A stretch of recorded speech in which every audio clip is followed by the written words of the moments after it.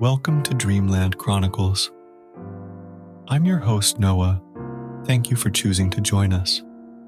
Before we begin, find a comfortable position, set aside all your tasks, and let's enter a state of tranquility together. Firstly, let's take a deep breath together. Inhale slowly, then exhale gently. Repeat a few times, allowing your breath to become deeper and more rhythmic. Now, use your senses to feel every part of your body. From head to toe, notice any tension or discomfort. Just acknowledge their presence without striving to change them. As you continue to breathe deeply, let's alleviate the tension in your body by gradually relaxing your muscles. Starting from the head, moving downward, gently release each muscle. Feel that comfortable, light sensation, as if an invisible, comforting hand is gently embracing you. Shift your attention to your thoughts. Don't strive to eliminate them. Just let them quietly float by, like clouds drifting in the sky. You are merely an observer, unaffected by these thoughts. Let's take another deep breath, absorbing tranquility and peaceful energy. In this moment, you are safe, serene, and anything can wait until tomorrow. Thank you for participating in tonight's scientific relaxation moment. May you have a peaceful night and sweet dreams. Now, as you drift towards sleep, I'll hand the microphone over to Nicole to tell us a story. Why self-control difficult? Recently, I came across a hot topic: how to transform with ambition into a giant of action. After browsing through highly rated answers, I found they all revolved around how to overcome procrastination. Fundamentally, the issue of motivation is actually a problem of self-control. Self-control involves various aspects of our daily work and life, but ultimately, it boils down to two things: steering things in the direction we want them to go and avoiding them going in directions we don't want. In a sense, achieving these means controlling oneself. In simpler terms, self-control is not being influenced by external factors and doing what one needs to do. To be honest, this isn't an easy feat. Even if achieved in the short term, maintaining it stably over the long term remains difficult. This difficulty is related to human characteristics, which I'll summarize into 3 points. Instinctive reactions brought about by setting mechanisms. Undeniably, humans are like sophisticated supercomputers with a set of underlying codes determining our initial settings. This initial setting should be to live. Survival is the fundamental setting of this human computer. Therefore, our instinct is inertia. We subconsciously conserve and accumulate our energy in various ways, rather than striving, disciplining ourselves, and being enthusiastic. We tend to be lazy, carefree, and whimsical. To surpass this setting and accomplish tasks that are against human nature, it's inevitable to adjust its instinctual and factory setting. Due to the constraints of these underlying codes, complete transformation is impossible. We can only gradually correct ourselves through continuous training, ensuring we're always upgrading and updating to potentially produce new fun, the basis of the old version. How can we upgrade ourselves? Spiritual mentor George Gurge used a rather romantic expression, remembering oneself anytime, anywhere. In other words, it's about maintaining awareness of oneself. You must constantly train yourself to step back from yourself and observe your every move. You may have realized a question from this: who am I exactly? What does it mean to step back from myself? Which self am I? This leads to the second characteristic of humans that I'll discuss next: the confusion caused by internal disharmony. When we speak of I or myself, we typically refer to one person. However, in reality, humans aren't singular, but rather a plural existence. Gurdjieff pointed out that I isn't one person but is composed of several, hundreds, thousands, or even countless little is. We are fragmented. One moment, one I is active, and the next moment, another I is making decisions. One I may feel happy, while simultaneously we have many conflicting is inside us, causing our operations to be so chaotic and difficult to control.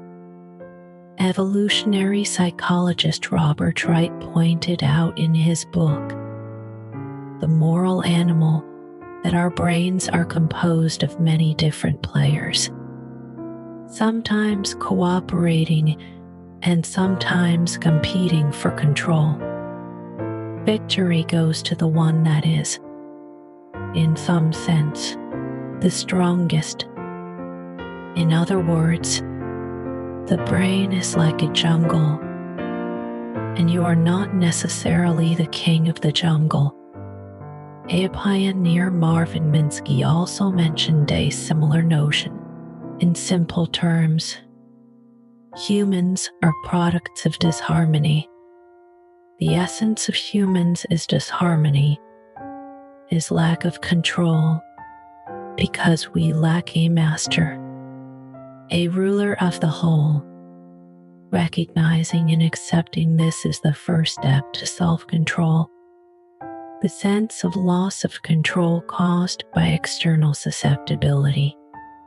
Due to the fragmentation of I, without a monarch inside me to control everything, humans become blind. First, we arise at a vibrant coral reef. Feelings and thoughts are easily influenced by the outside world, by the environment. You can try recalling everything that happened throughout your day and see how your feelings, moods, and even decisions were constantly changing due to the weather, food, scenery, advertisements, others' actions, expressions, words, and how others treated you. If you pay close attention, you'll realize how easily our emotions and feelings are swayed by external people, how easily our inner selves are disturbed by the external. This susceptibility of humans gives them the ability to believe in anything. As Gurdjieff said, if subjected to repeated and continuous influences in a specific direction, something that initially seems absurd will eventually end up being reasonably accepted. To sum up, these characteristics of humans determine that they often find themselves in a state of chaos and loss of control. We lack a clear, clean state to make everything as orderly as possible. We continuously organize the people and things around us. adding meaning to everything that happens. But that's not enough. To find that master who controls everything, we need to constantly observe ourselves anytime, anywhere, to see how we fall into chaos and how we become calm, to observe how we are influenced and which eye is affected. These are all ways for us to understand ourselves. How to achieve self-control, remembering yourself anytime, anywhere. Just mentioned, I is a plural entity with too many parts included. To facilitate awareness, Gurdjieff divides people into three basic parts: the body, emotions, and intellect. You can start by observing yourself from these three parts. For example, right now, I'm writing this article. If I don't observe myself, then the I perceive is the person writing this. Once I begin self-awareness, I realize that besides the I writing, there's another I observing the I writing. I might also find one I doesn't want to write and wants to snack instead.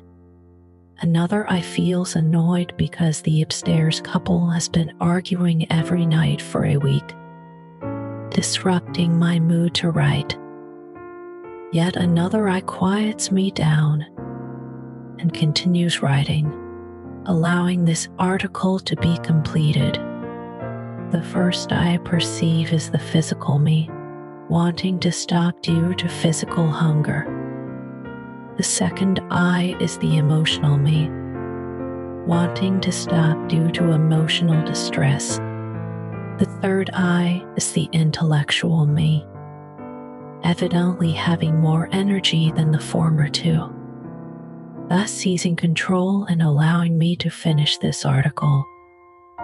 Through self-awareness, you gradually understand how many split selves you have, which prompts you to act and which prevents you from acting.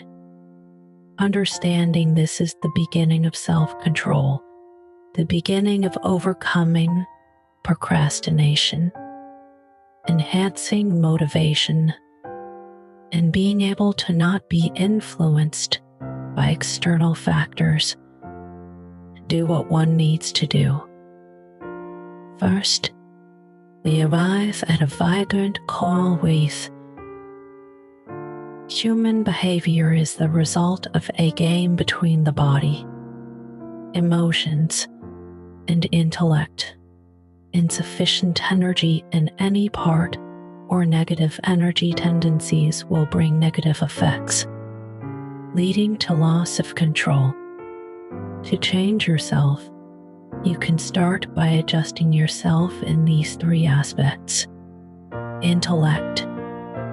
Regarding intellect, it's about having a clear, positive understanding of oneself and what one does, knowing what to do at what time, understanding one's goals and how to reach them. Correct cognition leads to positive, healthy results. Emotions. In terms of emotions, it's about trying not to be influenced by the external environment as much as possible. Achieving this also requires self-awareness, remembering oneself anytime, anywhere. You'll find our emotions sometimes as elusive and irrational as children. If you ignore them, pay them no mind, they'll find themselves uninteresting and disappear after a while. Once you take them seriously, considering them as yourself, you'll be trapped in the illusion it creates, sinking deeper and deeper. The significance of self-awareness is to learn to distinguish these emotional feelings, to see which are illusions, delusions, and which are real. Body regarding the body, it's summarized: simply enhance vitality and conserve energy. Sometimes we find it difficult to put our thoughts into practice, not because of lack of ability, but because of weak vitality and insufficient energy. Insufficient energy inevitably leads to weak willpower.